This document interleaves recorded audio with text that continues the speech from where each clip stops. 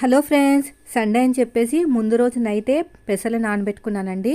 అయితే పెసర్లో నేనైతే పచ్చిమిరపకాయలు వేసి ఇలాగ రుబ్బుతానమాట. టేస్ట్ అనేది చాలా బాగుంటుంది. సో పిండి అయితే రెడీ అయిపోయింది.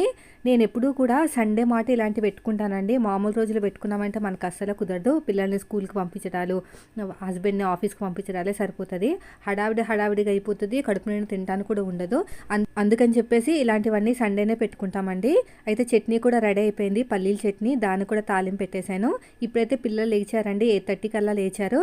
ఇంకా లేవగానే పిల్లల కోసం అయితే వేడివేడిగా అట్లయితే వేస్తున్నాను. పెసరట్లు వేడిగానే వేస్తానండి. చల్లగా ఉంటే బాగో కదా మనకైనా సరే, తిన్నా కూడా. అసలే బయట చల్లగా ఉంది.